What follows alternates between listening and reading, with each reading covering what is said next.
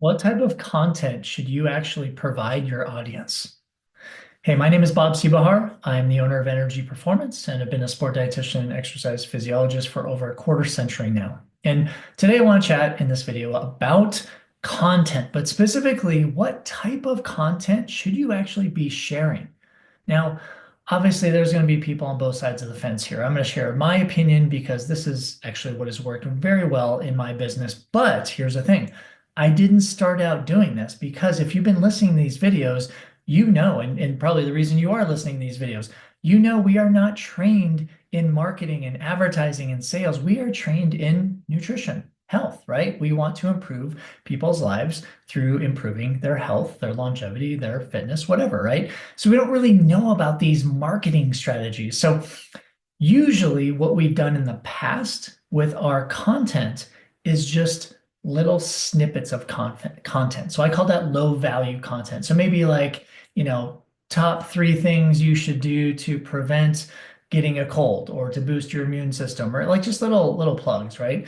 Or it's, hey, should you think about taking a vitamin C supplement and, this and that. Now, that is low value content, and I'm not going to disregard that because I do believe there is value in low value content. And the value is this: that lower value content serves as reminders to people. So keep this in mind. Just think about this. A lot of times, our potential customers or our current clients need more reminding than they do educating. So think about that, right? And it's totally true because everybody needs more accountability or those reminders. So this low value content, top three list, top five list, little blurbs about this and that, that can actually serve really well to your warm audience. Warm audience means those who already follow you and already trust you. Maybe it's your email list, right? Or maybe it's your following on social media.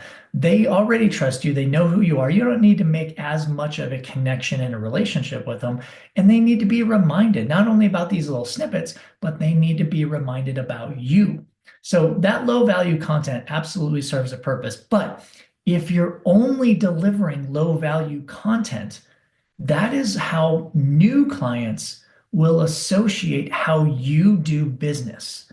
So let's contrast that to high value content. So high value content is literally, and I'm not talking about writing a book in an article or a newsletter, right? No, no, no, not at all. That is way too much. People are not going to read that. I'm not talking about like a page of your weekly newsletter. I'm not discussing that, right? Not referring to that.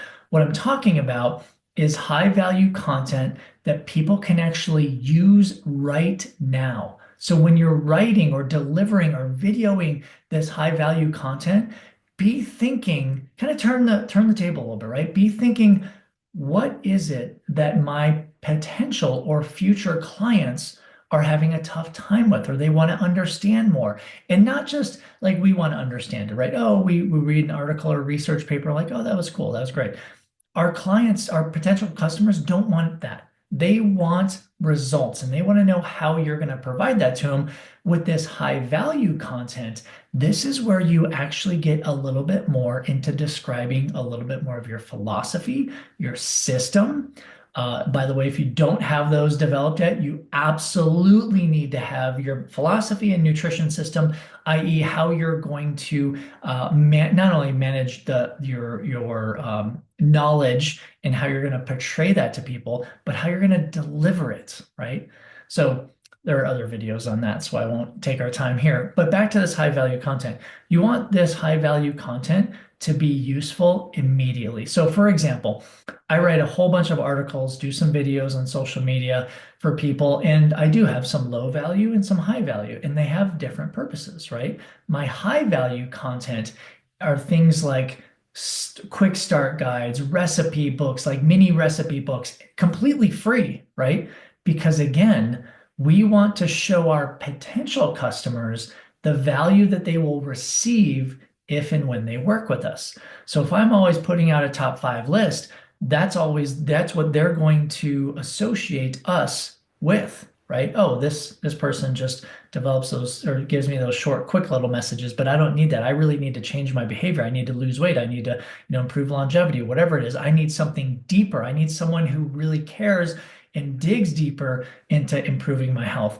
That's where your high value content comes into play. So I literally have, I don't even know how many pages it is because I keep adding to it. It's called a Metabolic Efficiency Quick Start Guide.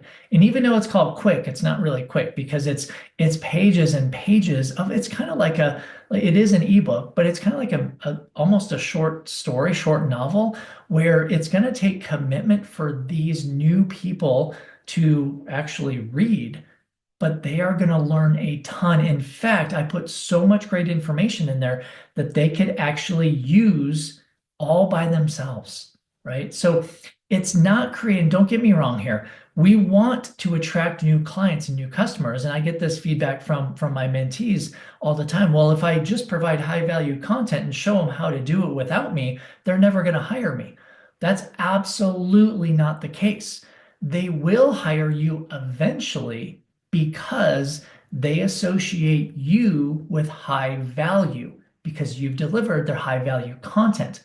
So when they finally are ready, because listen, let's go back. If someone gets my quick start guide and they can do it all on their own, there's going to be a time where they get to a path in the road that they don't know which direction to go, or they need more resources. That's why we're here.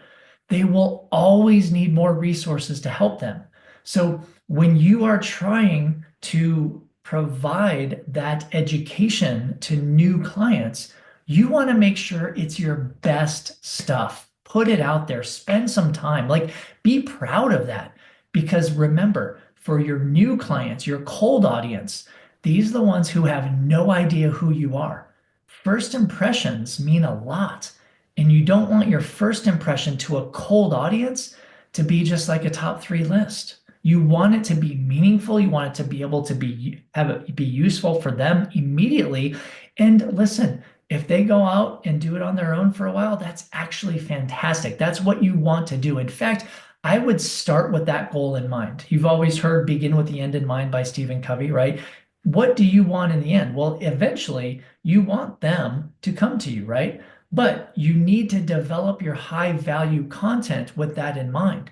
So you want to give them everything, all the value and all the stuff that you can provide them. You want to provide that to them first, not to overwhelm them, to show them how much value you bring to the table. Now, I've also had sometimes some individuals come to me and say, "Wow, like that's a great quick start guide, but it was a little bit too much. Like it was a little bit over my head." Well, great. We're talking now and you're going to hire me as a nutrition professional. So, you know what?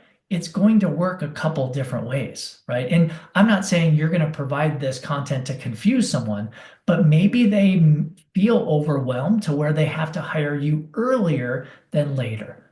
Okay, so low value, high value content both serve a purpose. But remember again, the low value content is more for your warmer audiences, the ones who already are in your circle, who already trust you, they know you. Maybe they haven't signed up with you, maybe they haven't paid you for your services, but they know you and they kind of know your philosophy and your system.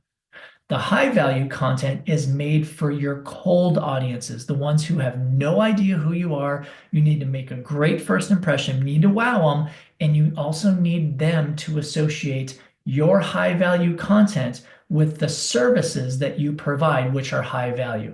And as an aside, I'm not going to go into it on this video. As an aside, that is actually how you charge more because the value that you bring is more and is higher. Therefore, the cost of your services is also higher.